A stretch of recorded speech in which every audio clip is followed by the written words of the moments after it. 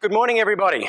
It's my task to keep everyone awake or wake everyone up for the start of what will be a fantastic couple of days listening to some really good cutting-edge thinking. Let me start off with a question. Imagine if the Western countries had done the reconstruction and recovery in Iraq better. I know a lot of people have different views about Iraq. Some people say we should never have invaded. Some people say the recovery and reconstruction was a mess. I think most people agree on the second part. Imagine if we had have rebuilt and reconstructed Iraq better. Imagine if we had have planned a strategy for the post-war. And if we had have rebuilt Iraq better, what would our approach to Syria be today? What would the position of Islamic State or Daesh be today? Would they indeed even exist? The clear thing about Iraq is the need for better strategy and the better leadership to implement that strategy. I'll come back to this in a moment. I'll come back to this imagine if question. The key part about that imagine if question, though, is leadership. Strategy is worth nothing if that strategy can't be implemented. And the strategy has to be implemented by people. It has to be implemented by people following a plan that is put out by the leader. Books are written on leadership. Many people have different views on what leadership is and what it's not. I'm going to share with you today 3 examples of what I've thought were good leadership in 3 very different contexts with 3 very different people. And after speaking about leadership, we will speak about strategy and how you get that implemented within your organisation. And we'll tie this in with shared value. And after I've finished having a discussion with you for about 30 minutes or so, we'll have plenty of time for question and answers. So let me go to this first bit, Pakistan. What do I mean by strategy and leadership? This is an aerial photo of a town called Balakot, immediately after an earthquake hit the northern parts of Pakistan in 2005. Completely flattened and destroyed. Let me set the scene for you. In 90 seconds, an earthquake destroyed 500,000 homes, made 3.5 million people homeless, wiped out 8,000 kilometres of roads, about 800 schools and medical facilities. 75,000 people died and about 140,000 people were injured. The earthquake hit in a Himalayan terrain where the Hindu Kush, the Karakoram and the Himalayas meet, some of the most rugged but spectacular landscape in the world. It was territory which was part controlled by the Pakistan military, then under a military dictatorship, partly controlled by Lashkar-e-Taiba and the Taliban, 2 great terrorist organisations. This earthquake happened 6 weeks before a Himalayan winter was due to dump 20 feet of snow on top of everybody. What on earth would you do faced with that? I call it one great big Nike ad. Just do it. And indeed, I was part of the UN's emergency response team based in Geneva, and I landed in Pakistan within 24 hours of this earthquake. How are you going to get a whole bunch of largely white, largely Christian, non-government organisation and humanitarian workers into areas controlled by a military dictatorship, Lashkar-e-Taiba or the Taliban? How are you going to set that negotiating framework? How are you going to come up with a strategy to deal with all of those players? And key to that, of course, would be the Pakistan Army. And how do we, as a bunch of foreigners, possibly set up a strategic alliance with an army like Pakistan's? You can imagine the challenge.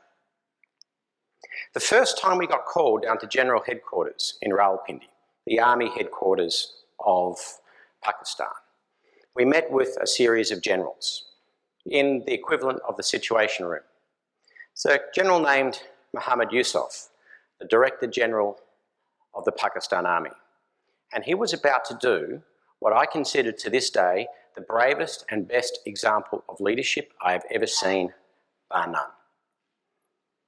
He's sitting in his operations centre, in his National Army headquarters, surrounded by his fellow generals. And on the other side of the table is a whole bunch of foreigners. And we're talking about this massive earthquake. And then he looked across at the table at me. He put his head in his hands and he said, "We do not know what to do." And I looked back at him and said, "Sir, neither do we. But together we can win." And to this day, it is still the best example of leadership that I've ever seen, because he was able to have the confidence and strength in his own headquarters, surrounded by his own generals, to admit what he couldn't do. And that allowed us to be able to sit down and combine our knowledge of humanitarian response with their logistics and their capacity and their soldiers and come up with one strategic plan. Now, how big was this natural disaster? Many people judge natural disasters by a death toll. Remember the 2004 Asian tsunami, and everyone said that was huge because it killed 198,000 people on revised figures. The Pakistan earthquake killed 75,000. But if I'm going to be really, really cruel, you don't measure the size of a natural disaster by the number of people who died. Because, to be frank, dead people don't need help. You measure a natural disaster by how many people survived and were injured. The tsunami made 2.5 million people homeless. The Pakistan earthquake made 3.5 million people homeless. The tsunami injured 100,000, the Pakistan earthquake injured 140,000. The tsunami happened on a flat coastal terrain in a mild climate, where if you didn't get accommodation, at least you weren't going to freeze to death, whereas the earthquake happened in a Himalayan terrain with 20 feet of snow just 6 weeks away. And a lot of people forget just how catastrophic that example was. And why do you almost never hear about it now? Well, the reason is because it was so successful.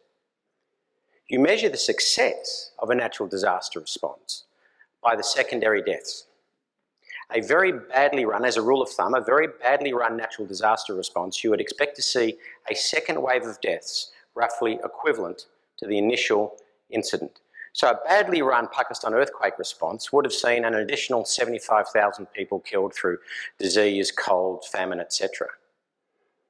We actually had 511 secondary deaths, which was lower than the death rate in the Himalayas over winter in a normal year. In other words, the quality of life immediately went up. And the reason it did is because we were able to, through leadership and strategy, combine people that you would normally think wouldn't work in a team. White, Anglo-Saxon, largely Christian-based aid workers with a Pakistan, largely Muslim army. And it all went back to this bravest example of leadership, when Muhammad Yusuf put his head in his hands and he said, "We do not know what to do." Good leaders admit their weaknesses. Good leaders surround themselves by people who will tell them when they're wrong. Bad leaders surround themselves by sycophants who will always say, "Yes, sir, yes, sir." Think about this in terms of your own career. None of us is an expert at everything. We should surround ourselves by people who are better than us and who fill the gaps in the knowledge that we don't have or the skills that we don't have. And leadership is about getting the best out of everyone in your team, not necessarily the best out of yourself. Bravest example of leadership: we do not know what to do. Second example comes from Bosnia. I spent a lot of time in former Yugoslavia with the International Committee for the Red Cross. I just happened to be an army officer, as you heard in the introduction. And way back then, I specialised in war crimes, crimes against humanity and genocide. Lovely career plan, which had me in places like this. This is the most powerful anti-war photo I have. It's a little boy in Sarajevo just after the Dayton Peace Accords were signed. He's about 6 years old. He's got a toy gun. He's been playing with his friends. Look for a moment at his eyes and look at his chin. That is not the face of a child. That is the face of someone whose entire life has been surrounded by the real bullet holes that you see in the walls behind him. Bosnia was a terrible place. Near the end of the war, you had a lot of ethnic cleansing going on, and I hate to be pedantic about the difference between ethnic cleansing and genocide. Genocide is killing you and you and you and everyone like you because I want to wipe you and your kind off the face of the earth. Ethnic cleansing is I'll kill a couple of you and make the rest of you run away. You can live over there, but you can't live here. Genocide, you can't live anywhere. It's an important distinction. Both are horrible things, don't get me wrong. I'm not in any way defending ethnic cleansing. And the way ethnic cleansing sometimes worked near the end of the war was a Serb or a Croat or a Muslim commander, because to be frank, they were all as bad as each other, would come up to humanitarian workers and say, see that village down there? We're going to ethnically cleanse it. Can you please bust the people out? And you've got this horrible dilemma. If you bust the people out, you become the tool of ethnic cleansing. You become headline news on CNN all around the world as the tool of ethnic cleansing. And when you work for an organisation like I did at the time, the International Committee for the Red Cross, that would destroy the reputation of that agency and prevent it from delivering humanitarian assistance in countless other natural disasters and conflict settings around the world. People would die as a result. So that's not a good idea. But if you say no, the commander would say, okay, and go down the hill, kill a few hundred people to make the others run away. That's also not a good idea. But that's your choice. It doesn't matter how much you think about it, there is no third option. Either you bust the people out and save a couple of hundred people in front of you, destroy the reputation of your agency and kill countless others that you never see, or you say no and watch those couple of hundred die in front of you that you could have saved. This is the second key lesson about leadership. Leadership isn't choosing between a good option and a bad option. Anyone can do that. Leadership is often about choosing the least bad of bad options. Bussing the people out, not a good idea. Saying no and watching a couple of hundred people die in front of you, not a good idea. But you have to choose one. What's your moral framework? What's your ethical decision-making process you use to choose between bad options? Let me put it at the global level. Let's go back to Iraq. Many people say invading Iraq was a bad idea. They compare Iraq now with what Iraq in peace would have been. I say that's a false comparison. Compare Iraq now with what Iraq would have been if Saddam Hussein had have stayed in power. He killed, according to Amnesty International, between 500,000 and 1 million people in the 10 years leading up to the war, so not the immediate aftermath of Gulf War I. Taking the lower figure, that averages out to be 114 people a day. And there have only been 6 days since the invasion that more than 114 people have died. There is an argument to run that the war, as rotten as it's been and as badly planned as the aftermath has been, arguably may have caused less deaths than keeping Saddam Hussein in power if he had have continued the killing that he had in power. And there were no indications that he was going to change. In other words, Iraq at the global level is another example of least bad options. Do you invade a country? Bad idea. Do you leave a dictator in place? Bad idea. Is there a third option in circumstances like this? So if you as a leader are trying to find good and bad options, if you've got a good and a bad one, the decision is easy. But leadership is about choosing between bad options, explaining to your teams and your interlocutors why, and motivating people to do something that in their gut they don't want to do, even if it is the least bad of bad options. So lesson 1, admit your weaknesses and surround yourself by people who will tell you when you're wrong. And lesson 2, have the right ethical and moral framework in which you decide which option to go when you are confronting only bad options. Rwanda. Between 500,000 and 1 million people killed in 100 days. This is Nyatarama Church outside of Kigali. I first walked into that church with 3,500 rotting human corpses at my feet, and I will tell you, the smell never leaves you. The smell of death is so close to the smell of love. It's very musky, but it burns the back of your nostrils and your throat, as it does mine right now. It never leaves. Between 500,000 and 1 million people in 100 days. The Vice President of Rwanda when I was there, Paul Kagame, who is now the President, Rwanda was, as he put it then, post-genocide, in the process of professionalising their armed forces, and we set up a series of law of armed conflict training programs. I got on well with General Kagame. We ended up playing billiards on a Wednesday night in the Rwandan Army officers' mess. Only 2 white guys were allowed in, me and the American military attaché. The American military attaché because he was bringing weapons, and me because I played billiards with General Kagame. On my last day in Rwanda, I said to him, "Sir, what do you want to do with Rwanda?" He said, "Andrew, I want reconciliation between the Hutus and the Tutsis." I looked at him and I said, "Sir, cut the crap. This is my last day. I'm leaving. You don't need to give me the political answer." And he said, "Andrew, you keep forgetting. There were 3 genocides this century, only one of which the West knew about because of CNN. 1954, 1972, and then 1994. In all 3 genocides, Tutsis died," General Kagame said. General Kagame said, "I am Tutsi. My children are Tutsi.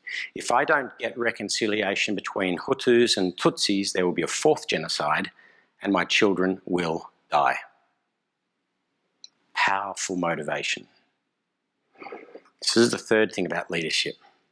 What are you motivated by? Is your motivation framework the right one?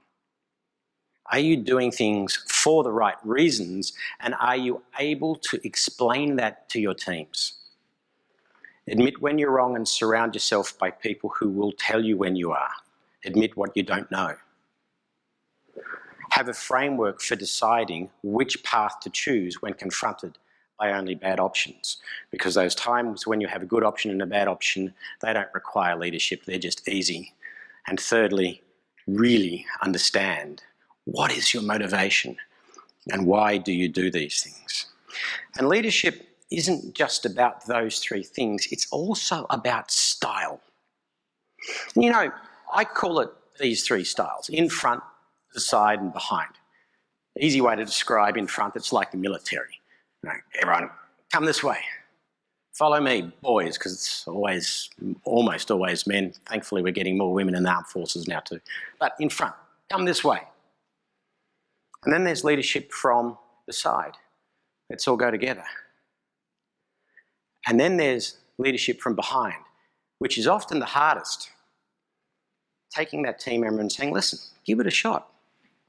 Try this. I'll give you the skills, I'll give you the training, but then I'll give you the freedom to fail." Because if you're going to lead from behind, you've got to have faith in your team members to do the right thing. But you have to accept almost always they will do it differently from you because they're a different human being. Leadership from behind is the hardest because you've got to let go. You've got to trust. You've got to prepare, train, but trust. So which is the best style? In front, beside, and behind? Well, there's no easy answer because it depends on the people and it depends on the context. There are some times, particularly in emergency operations, where leadership from in front is more likely to be the right one. And there are plenty of times in which leadership from beside is best, and plenty of times in which leadership from behind is the best. And depending on your people in your team, some always need to be led from in front, regardless of the situation. Some will always perform better when led from behind, regardless of the situation. And some will always work better coming beside. And the real trick of the leader is not which one of those 3 styles they implement, but how they modify that style for each circumstance and each of their team members. how to know who you lead from in front, how to know who to lead from behind, and how to know who to lead from beside. I once had a boss who boasted to me that he did not know whether his EA had a partner or not, and he thought that was a good thing. But if you don't even know that basic information about one of your key team members, how can you possibly lead them in the best possible way? Leadership takes time to understand your people, to know what motivates them, so you know how to get the best out of them, regardless of the circumstance you might be facing. Leadership and the implementation of strategy, it is about people. It's, as this conference says, it's the human element.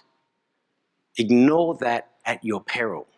Take the time to understand it, and then you can get out of some incredible circumstances, be it 3.5 million people made homeless in a Himalayan terrain, the aftermath of a genocide, or trying to figure out what to do in ethnic cleansing, let alone day-to-day business, let alone implementing new management ideas and new thinking practices across the globe or locally within your structures.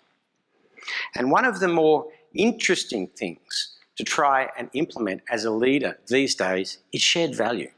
And we're going to talk a lot about shared value over the next couple of days. And it's hard because people don't always know what it is, why you're doing it, and who the helpers and hinderers within your organisation are. So let's unpack it a little bit. What is shared value, and more importantly, what is it not? I'm going to overgeneralise, and some people will take challenge with some of the things I'm about to say. That's okay. What shared value is not is corporate social responsibility. If I overgeneralise, corporate social responsibility, and many companies now have a target of putting 1 or 2% of pre-tax profit towards corporate social responsibility. Fund the opera, the tennis club, paint rocks white, whatever.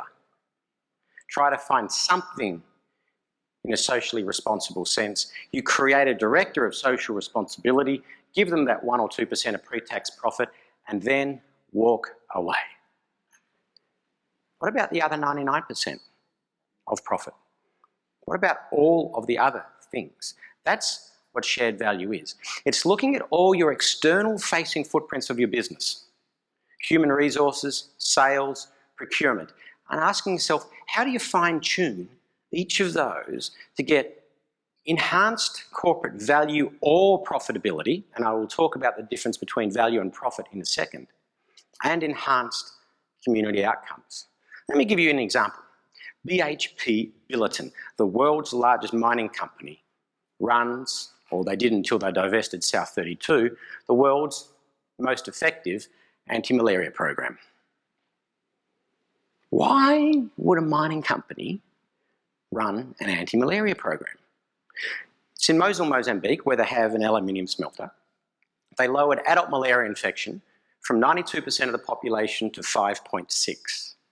The improved community health dropped absenteeism in the workforce from 22% to 2%, and that improved the productivity of the asset by an amount higher than the cost of the program. In other words, it was directly, measurably profitable. To which many in the left wing say, see, aren't they evil? They are doing things just for profit.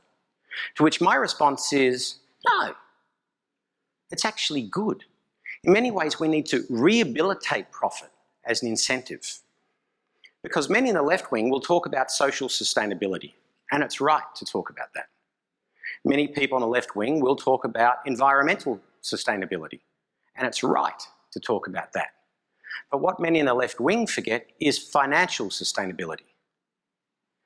If you only have 2 out of those 3, if you forget one, social or environmental or financial, if you forget one of those 3 pillars, the other 2 will eventually fall over.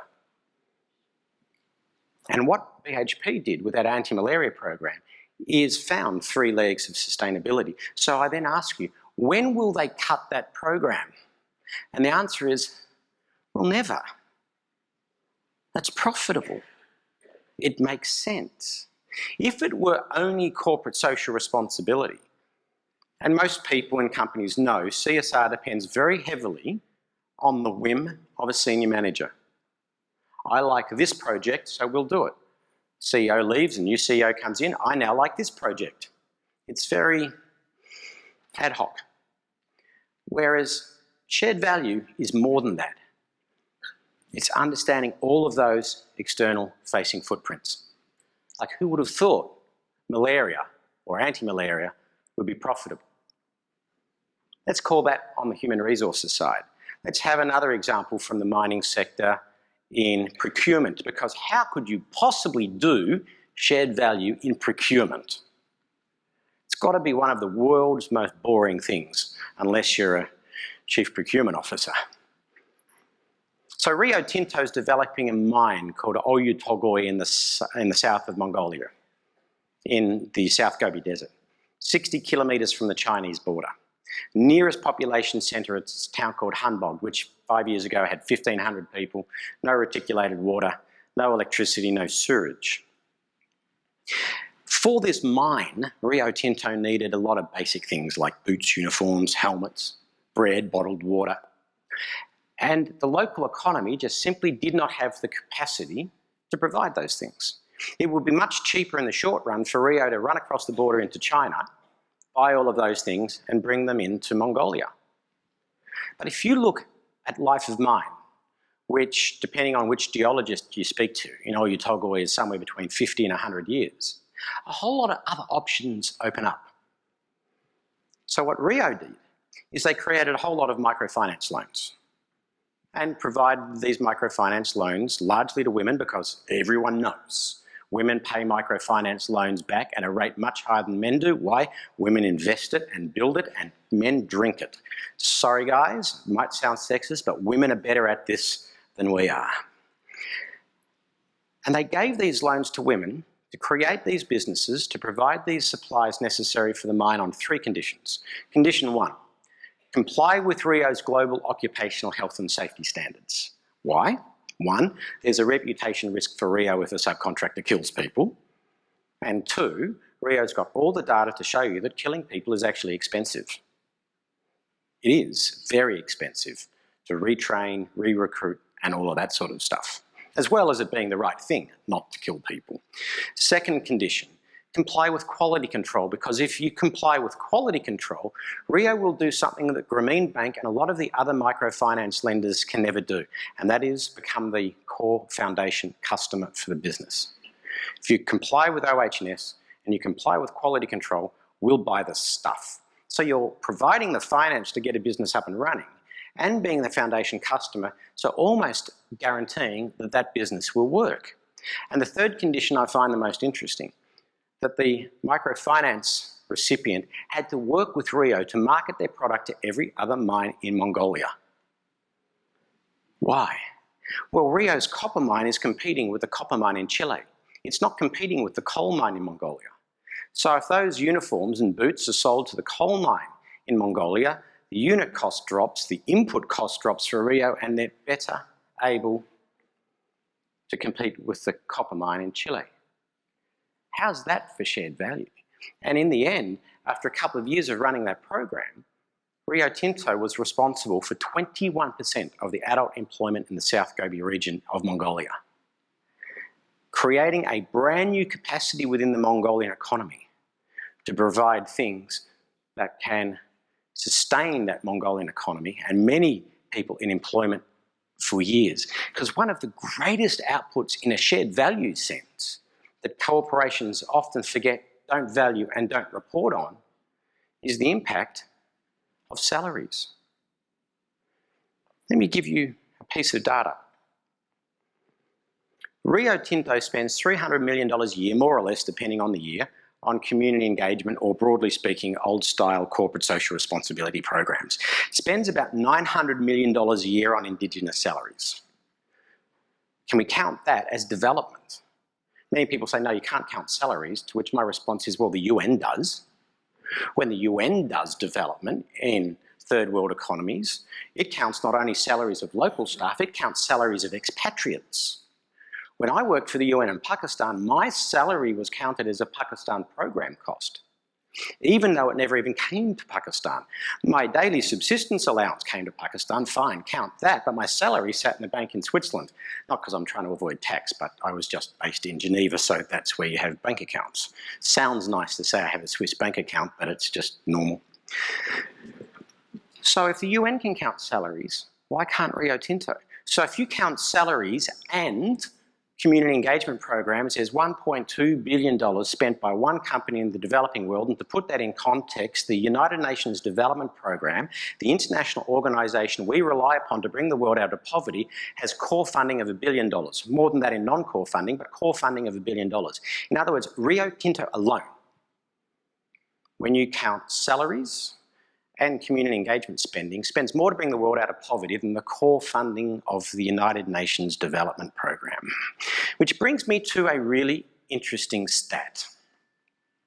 If you track capital flows from OECD to non-OECD economies, 53% of capital flows come through the private sector, 30% of capital flows go through remittances, that is expatriate workers sending money home, and 17% goes through official development assistance, foreign aid, and philanthropy. Which then raises this question. When Angelina Jolie and Brad Pitt run around the world, and by the way, I've got to say I like Angelina and Brad, I hosted them to a couple of countries, and Angelina, unlike a lot of visiting celebrities, is actually really good. She's not high maintenance, she looks after herself, she reads up on stuff, she's really, really good. So I'm not meaning to criticise her in this. But when she and Brad run around and say the way to bring the world out of poverty is to double foreign aid, my response is that is the smallest pot of money and often the worst spent pot of money. So why is that the solution? If we look at those three big capital flows, 53% through the private sector, 30% through remittances and 17% through aid and philanthropy, surely we should look at creating global partnerships roughly in that proportion. And if we look at bringing the world out of poverty, surely the major partner is the private sector, 53%. And what should the role of aid be? It should be to set the enabling environment to allow for private sector investment to thrive. So let's go back to Rwanda. Why has Rwanda done so well in the last 15 years? And so many people in the West have a view of Africa that's 20 years out of date. War, famine, starvation. That's what people still think when they think of Africa. They don't think 5 of the 7 fastest growing economies in the last 10 years are sub-Saharan Africa. And why is Rwanda known as the CEO's friend? It did 4 things. It liberated the exchange rate mechanism, it allowed for repatriation of profit, enforceability of contracts under local law, and zero tolerance for corruption. There's still a problem with corruption in Rwanda, but it's the highest ranked sub-Saharan African country on the Transparency International Index. Imagine if we were able to build those partnerships between the private sector, the not-for-profit sector, multilateral aid and philanthropy to create an all-of-economy intervention rather than just an all-of-government or individual corporate interventions. That's the framework that we could have used when I say, imagine if we had have done Iraq differently and how much different the strategic level of the world would be. And it all comes back to shared value.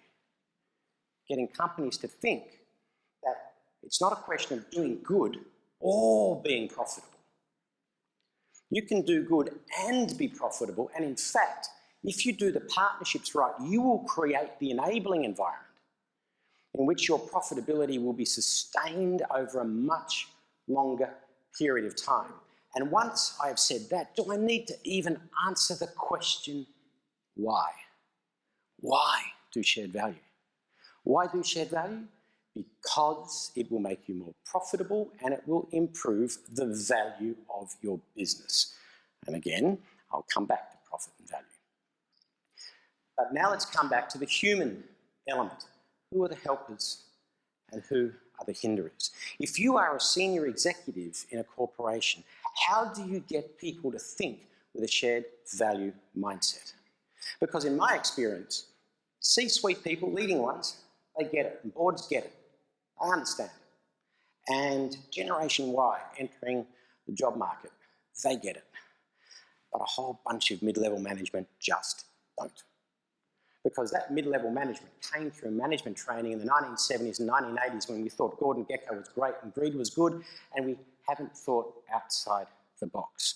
So the great challenge for leaders in corporations today is turn the hinderers into helpers, explain why we do shared value and what it is to set that strategic framework, and then figure out with their teams, are you leading them into this approach from in front, from beside, or from behind? That's one of the interesting challenges that I hope we will explore a little more over the next couple of days. But let me now go on to 3 possible motivational points. Shared value. Because people talk a lot about it improving profit and they forget the value part.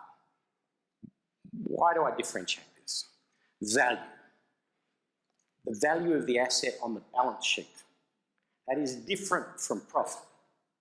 A lot of people forget it and talk about shared value as a profit-making thing. I think it's a value creator in this sense. Let's go back to the resource sector only because it's easier. It's applicable in every other sector, but the resource sector, it's the easiest. Let me go back to that Oyu Tolgoi mine. How does Rio Tinto value that asset? How do you rank that asset in a value risk versus reward framework when you're trying to apply internal corporate capital decisions? I'm going to generalise, I'm going to use false figures for the ease of maths. How do you value the Oyu Tolgoi mine in Mongolia? Again, false figures. So some smart people get together, mainly geologists, and they say the copper ore body is this big on the map. Big. Other smart people get together and say it's going to take us 100 years to build and operate a mine to dig up that much copper ore. And some other smart people get together and say, well, it's going to cost a total of $100 billion to build and operate a mine over 100 years. So hold that in your mind. Cost side of the equation, $100 billion. Some other smart people get together and they go, well, this is what's happened. Ore prices, global economy, human development. We think over the next 100 years you're going to be able to sell that copper for $150 billion. But that doesn't make it a $50 billion asset, 150 minus 100, because you have to discount that future revenue. And smart companies will discount that future revenue for 3 factors. 1, cost of holding money. 2, sovereign risk. Will the government change? But the really smart companies put in a 3rd one, social risk. Because everyone who's worked in the resource sector know the asset-destroying risks are not the technical risks, it's the outside the fence risks. That's the social risks. At the extreme example, and I hate to pick on Rio Tinto, Bougainville. Bougainville, a little island off the north coast of Papua New Guinea. In 1989, there was the Panguna copper mine. It was responsible for 30% of Papua New Guinea's export earnings. It was a multi-billion-dollar asset. Back in the 1980s, companies, before they'd even discovered social responsibility, let alone shared value, they would say, we only need a legal licence to operate. Social licence to operate, that's fluffy. Issues of fiscal transfers from central to regional government, none of our business. Local development, none of our business. Job creation, none of our business. We've got our legal licence to operate, we pay our tax to the government, and the government should do all of that. And the problem for Rio Tinto in 1989 is that the government didn't do that. There were no fiscal transfers, there was no regional development, there was no community development. So the people on Bougainville Island didn't feel that they were getting anything from this mine in their back garden. So they created a thing called the Bougainville Revolutionary Army, started a civil war, and the mine closed. When did the mine reopen? It hasn't. 26 years later. And indeed, in the peace agreement between the people of Bougainville and the people of Papua New Guinea, there is a referendum previewed for the future for Bougainville sometime between the years 2015 and 2020, i.e. now. So Rio's about to get stuck into a vortex of a political dispute between Bougainville and Papua New Guinea that they can't get out of for the next 5 years because the Bougainvillians, to have the referendum, need to be able to show their economic viability and can't do that without the mine opening. So suddenly the people who closed the mine now want to reopen, and what will you do if you're Rio Tinto in the middle of that mess? And what 1989 showed to Rio is you took a multi-billion-dollar asset and you made the value not just zero, but negative overnight. That was the come to mama moment. Companies that do first corporate social responsibility and now shared value well, companies that really understand it, have often had a big screw up. And this was Rio's. Not because they've taken a get nice pill and realised we don't want Bougainville to happen again because it's the right thing, although that's part of the reason.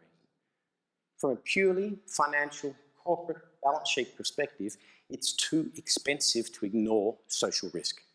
When it goes wrong, it goes catastrophically wrong. Took a multi-billion-dollar asset and made it zero overnight. That's the value impact of shared value. It's avoiding a negative like that. It's understanding your communities so you don't have a Bougainville. And you can, if your management is right, measure that negative through the impact of the social risk discount rating on the NPV. So let's go back to that. $150 billion, those three discount factors: cost of holding money, sovereign risk, social risk. For the ease of maths, let me put 10% on each of those. 30% discount. 30% discount of $150 billion, $45 billion. So net present revenue, $150 billion minus $45 billion is $105 billion. The cost was $100 billion, remember? So 105 minus 100, net present value, $5 billion. The power of that number is it's the number that you can put on the balance sheet. It's declared to the stock exchange. It will impact on your stock price and it will impact on your executive remuneration. Very powerful number. Let me now drop the social risk discount from 10% to 5. Not because I put my finger in the air, but because I do genuine programs that the people want. So I lower the community discount from 10 to 5. 5% of 150 billion is 7.5 billion. I therefore improve my net present revenue by 7.5 billion. I therefore improve my net present value from 5 billion plus 7.5 billion equals $12.5 billion. I more than double the value of the asset by lowering my social risk. And I lower my social risk because I do shared value, not just corporate social responsibility. And if I've done that shared value right, I also get improved profitability because I'm lowering my cost curves, like the procurement chain in Rio or the anti-malaria program in Mozambique. So shared value isn't just about profit. It's also about value. And then we come to this third bullet point, application of capital. So one of the many hats I'm wearing, as you heard in the introduction, is I run a superannuation fund in Australia. That's a pension fund. We have $2 trillion of funds under management within Australia's superannuation system. It's patient capital. It has to be. You join the job market at the age of 20, you can't touch your money till the age of 65. That's 45 years. Your money is held in your name. It's different from the US system. It's patient capital. So why are we worried about quarterly returns? It's nuts. When you're invested with a 45-year mindset, why are you worried about quarterly returns? And this is the really interesting challenge that's happening now. Patient capital, retirement funds, is worth multi-trillions of dollars around the world. Add Norway to Australia, and you've got $5 trillion there, without even looking at the UK, US, or any other country. And it's patient capital. And here's the thing about patient capital. If you invest in a company that's got bad ethics will come back and bite you in the bum at some point. You can only get away with problems for so long.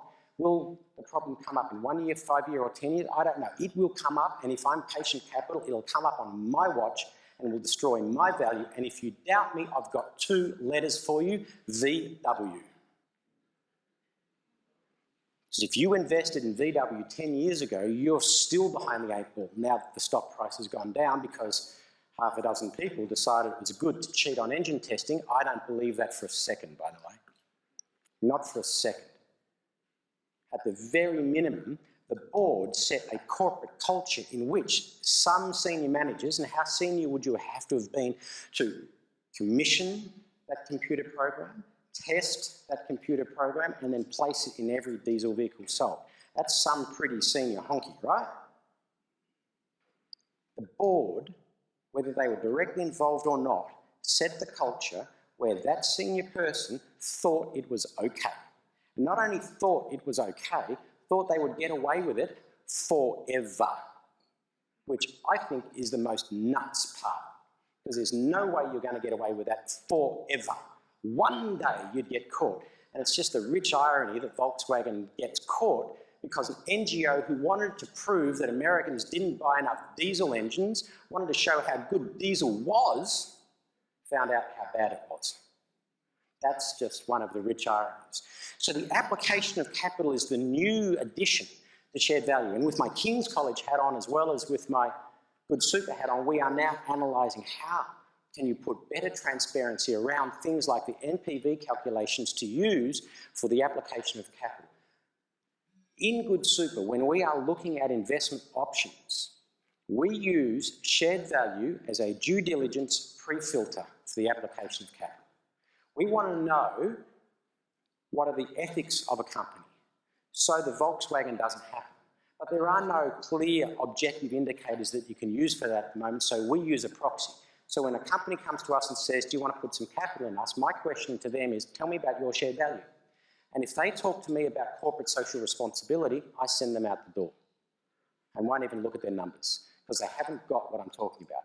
What is shared value? It's understanding all your external facing footprints of your business, procurement, sales, human resources, maximising the impacts on communities and profitability to ensure you improve profit, improve your value and avoid catastrophic failure that you get in cases like VW. And this is why this graph then becomes important. Because when ethical investing started 15 years ago or thereabouts, people would say, take a 2 or a 3% cut on your return to invest ethically. That was the pitch of ethical investing. Oh, you're not going to get as good a return, but you're going to do the right thing. Well, that's rubbish. A.T. Kearney did this study for me. Over the last 10 years, 5 years, 3 years and 1 year, ethical investing funds, which is the red column, have outperformed the broader market by between 1 and 3%. And when you start asking why, it's really simple. Good ethical behaviour has a lower long-term risk framework and therefore long-term risk-adjusted returns will always be better. Always. And as we have a growing interest of patient capital through retirement funds, more patient capital providers are understanding that framework where NPV is impacted by shared value activities because good shared value activities lower your risk and make your returns superior. It changes completely the marketing pitch. Not only will you do good, but you're not going to do good and take a cut on your return.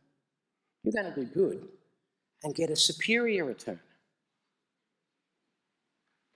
Imagine that. I promise you, lower risk, good behaviour and better return. Who's not going to do that? And we haven't yet got to the world where providers of capital have twigged onto that. Cornerstone Capital, on my other hat, we do. Now, I've spoken a lot about developing world contexts, Rio in Mongolia, BHP in Mozambique, but shared value can apply just as much in developed settings as well, countries like our own. Rio Tinto, the leading employer of Indigenous Australians, hiring people in place means you don't have to fly in, fly out staff, an enormous cost savings. Arthritis Victoria, where I come from, they reckon, and I'm sure that there's figures in the United States will be somewhere similar, 23% of Australians have arthritis. Arthritis Victoria have an arthritis management plan that they think improves productivity in the workplace.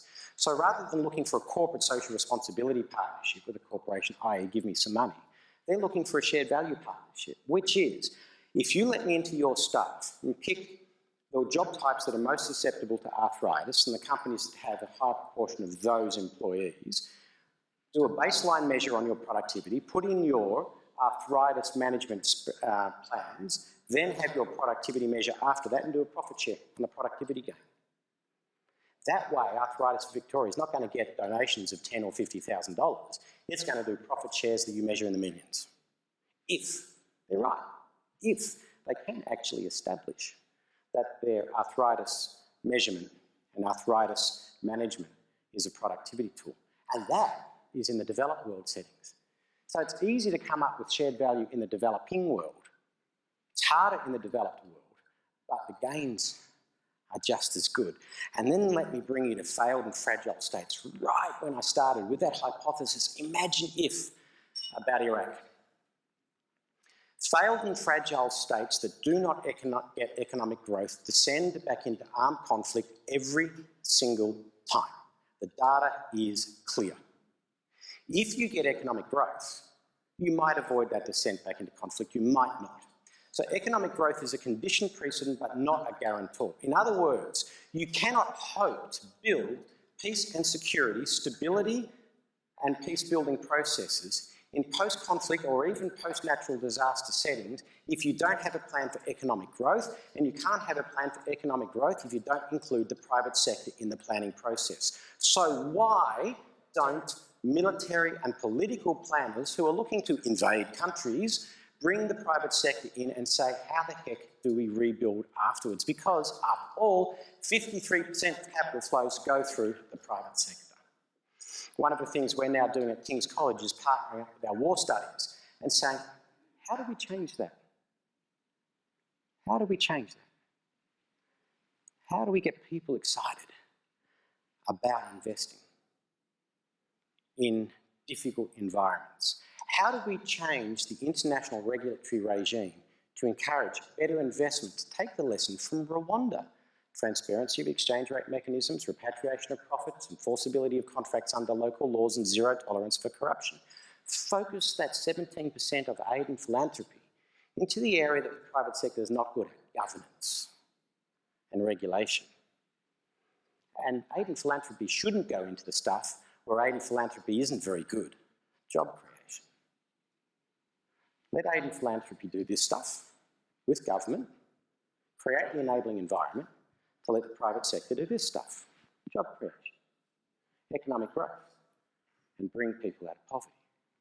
Imagine if we actually structured the world very differently and realised in the street that the mining companies, the banks, the big multinationals aren't actually the evil buggers that we all say they are. They're actually the key part of bringing the world out of poverty. Now, Bono has smelled the coffee. I'm waiting for Angelina and Brad to do it. The way to bring the world out of poverty isn't to double foreign aid. It is to create a partnership between the 53%, the 30%, and the 17% of great capital flows, and have the good leaders inside corporations, government, and NGOs to come collaboratively around the table and say, how do we create a single plan that we all have a role in playing, and recognise that strategy is all about the human element. How do we pick the right motivators for the right people to achieve the good outcome? That is the human element of strategy. Thank you. We have about 6 or 7 minutes for questions. There are a couple of people with microphones around, so put your hand up and introduce yourself and your organisation if you have a question, and no questions are off limits. Questions, just raise your hand.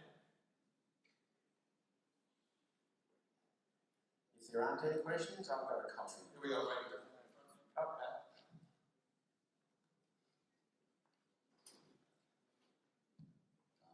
Mazen Dawdi from Vision Strategy Management in Qatar.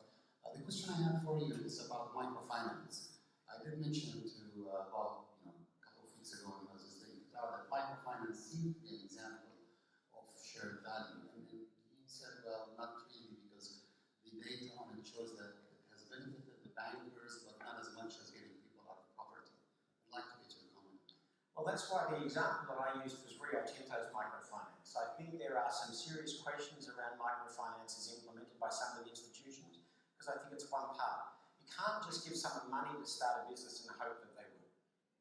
Give them money to start a business, but give them the training and the ability to do so. How many companies are like Rio Tinto? How many companies are in the developing world and have a very fragile supply chain? And how many companies have actually sat down with their CPOs, their chief procurement officers, and said, is it in our corporate interest long-term over life of asset or life of investment, or if you're in a sector where there is no end game, so you're wanting to be in this economy or sub-regional economy for a long time, is it in your interest to firm up your supply chain? And if it is, that's where microfinance becomes really good. It's not just about lending money like the banks do. It's lending money, it's creating the capacity and creating the core foundation customers for those businesses. The only thing about Rio's strategy that I never understood is why on earth didn't they take an equity share? Which makes me think, and maybe some business professors will help me out on this one, there is a business case to create a business that does microfinance for companies to improve the supply lines for multinationals in fragile economies by just taking an equity share of the companies you give them microfinance. Here it is, pay it back, here's the interest rate, and I've got 5% equity cut. I just don't know why they didn't do that. I wouldn't. So, microfinance has to be tuned well for the environment, and then it can work. Okay. Next question. My name is Mike Tortorese. I'm from New York Life Insurance Company.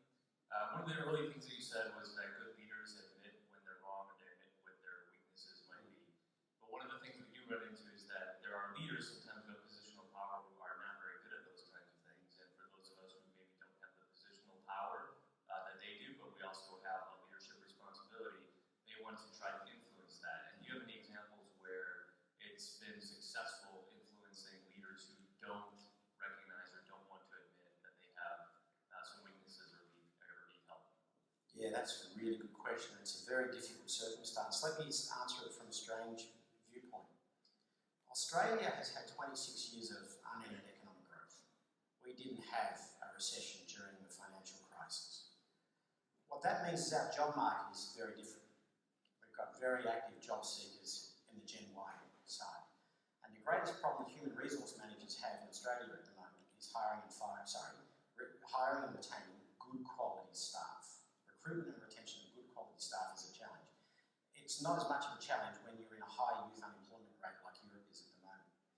In Australia, the best graduates from universities are not hired and fired. The best graduates from universities hire and fire their employer. And if their employer is no good, they sack the employer and go and get another one. There are plenty of human resource managers who know that story. My first response to that, if I had a boss who actually didn't get it and wasn't listening, a really valid strategy for me would be to fire my boss and go and get another one. If you've got the confidence in yourself to be able to go ahead and do that.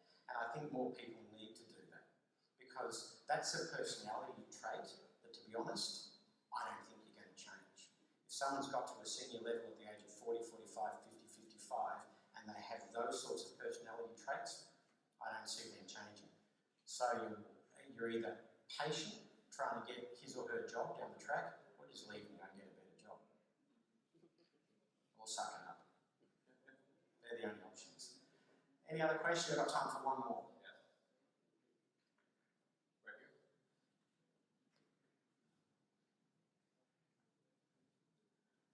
Good morning.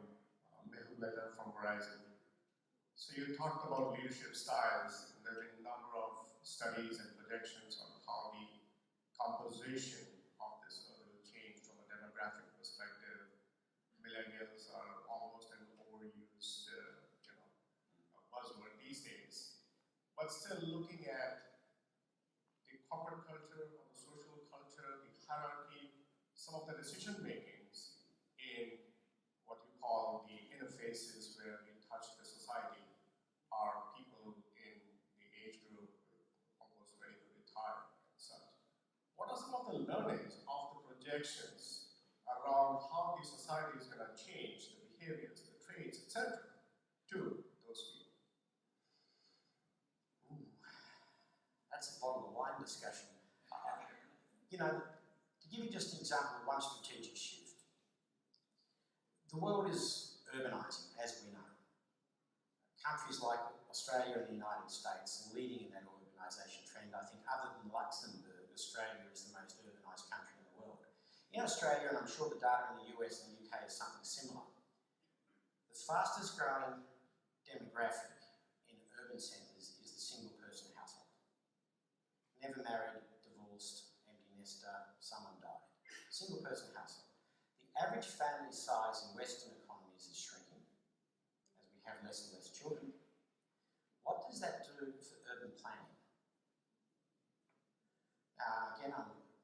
assumption that the US is similar to Australia here. There's a lot of family homes near family infrastructure, i.e. schools, which becomes our inner city high-value destinations. Back in the 60s and 70s, inner city were slums.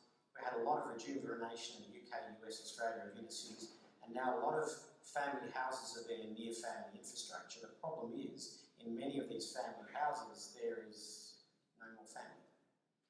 Either they've left or young people have moved in and not having kids. And the people with families have been pushed to the outer rings of our suburbs. So they've got to travel a lot further to get to that family infrastructure, which is half of the reason of our urban congestion on the roads, because we don't have very good public transport networks between the outer urban and the inner urban rings, because we didn't plan for that changing demographics about where our family infrastructure and our families are actually sitting within our urban footprints. That's a fundamental change. That's just one demographic shift, which has got an impact on major infrastructure spending, planning, building, and the way our society works together. And how are we going to tackle that issue in the developed world and then pass those lessons to the developing world, as the developing world will pass through this trend in about another generation, as improved education levels, and the single largest successful indicator of development is education rates of women and girls. And if you improve the education rates of women and girls and you drop the fertility as economic growth encourages and more people are in urban environments, exactly this same trend will play out in a generation's time in developing world economies. So what lessons are we deriving to apply back into those that then feed into the senior management of companies across all sectors, looking for those brand new opportunities to reaching out to those external stakeholders? Because that one fundamental demographic change is impacting on every part of your business. And how are you managing that? It doesn't really answer your question, but I just give that example as one of the great levels of complication that exists in the world today. Great. Thank you very much.